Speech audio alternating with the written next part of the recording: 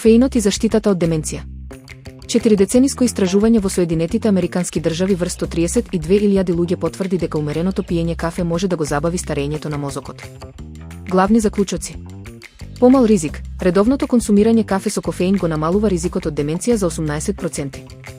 Идеална доза. Најдобри ефекти врз меморијата се забележани кај оние кои пијат по 2 до 3 шолии кафе дневно. Чај против кафе. Слични придобивки нуди и чајот, додека пијалаците без кофеин немаат никаков заштитен ефект.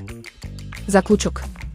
Иако кофеинот помага, експертите потсетуваат дека физичката активност и квалитетниот сон остануваат клучни за долгорочно зачувување на менталните способности.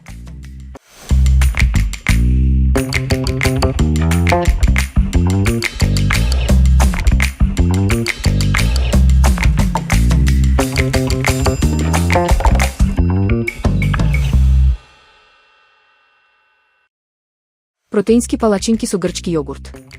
Овој рецепт е идеален за здрав појадок или оброк по тренинг, бидејќи е богат со протеини и не содржи брашно. Потребни состојки.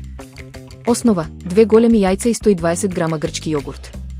Суви состојки: 40 грама протеин од сурутка во прав, без шеќер и 1 лажичка прашок за пecivo.